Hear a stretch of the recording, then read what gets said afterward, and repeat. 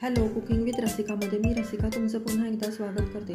आज आपण चमचमीत चटपटीत असा रगडा पॅटीसची रेसिपी पाहणार आहोत। तर त्यासाठी मी इथे 1.25 कप सफेद वाटाणे रात्रभर भिजत घातलेले होते। सकाळी स्वच्छ धुवून पुरेसं पाणी आणि अर्धा चमचा हळद घालून कुकरच्या खालच्या डब्यात लावलेले आहेत। त्यानंतर त्यावर एक 5 ते 6 मध्यम आकाराचे बटाटे स्वच्छ धुवून यामध्ये लावून एक 5 ते 6 शिट्ट्या मी याला देणार आहे। तोपर्यंत आपण कांदा, टोमॅटो आणि कोथिंबीर बारीक चिरून घेऊ। 20 मिनिटांनंतर कुकर उघडल्यावर पाहू शकता तुम्ही वाटाणे आपले छान शिजलेले आहेत। तर रगडा करण्यासाठी एका कढईमध्ये थोडंसं तेल घेतलेलं आहे आणि फोडणीसाठी 1 चमचा बारीक चिरलेला कांदा टाकलेला आहे आणि तो हलका फ्राय होईपर्यंत परतलेला आहे। त्यानंतर 1 इंच आलं आणि 5-6 लसणाच्या पाकळ्या बारीक किसून मी यावर टाकलेल्या आहेत।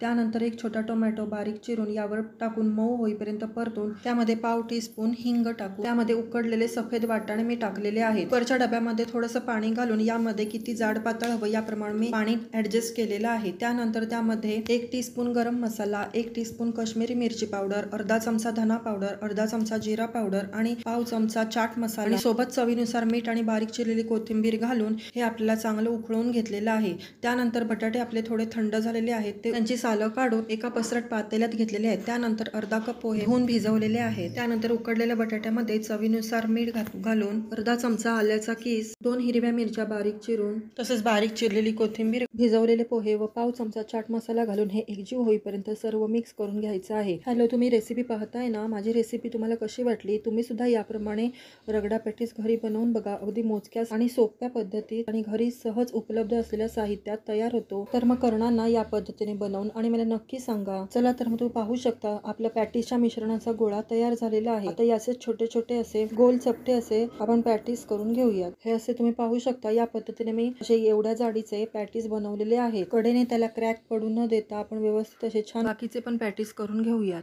हॅलो, आजचा मेनू तर तुम्हाला आवडणारच आहे, पण माझी करण्याची पद्धत आणि माझा जर व्हिडिओ आवडला असेल तर पटपट लाईक करा, शेअर करा। हे पहा, तुम्ही पाहू शकता आपले सर्व पॅटीस करून झालेले आहेत। आता आम्ही पसरट एका पॅनवर थोडंसं तेल टाकून, तुम्ही बटर किंवा तुपही टाकू शकता, त्यावर हे सर्व एकसारखे असे लावून घेतलेले आहेत आणि मध्यम गॅसवर आपल्याला हे सर्व शॅलो फ्राय करून घ्यायचे आहेत।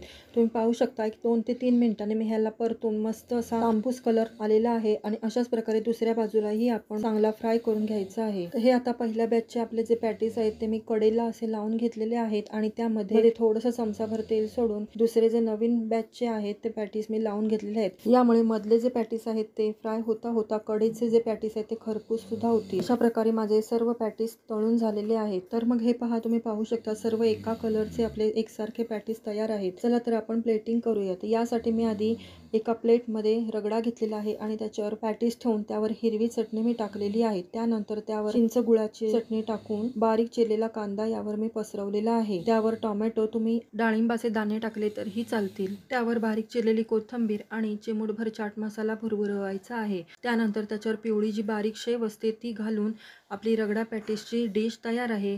तर आजची डिश तुम्हाला कशी वाटली? तुम्हाला नक्की आवडणारच, पण माझी करण्याची पद्धत आणि माझा जर व्हिडिओ आवडला असेल तर नक्की मला लाईक करा, शेअर करा, तसेच चॅनलला सबस्क्राईब करा, म्हणजे माझ्या अशाच नवीन नवीन रेसिपी तुमच्यापर्यंत सहज पोहोचतील। चला तर पुन्हा भेटू एका नवीन रेसिपीसह, तोपर्यंत बाय।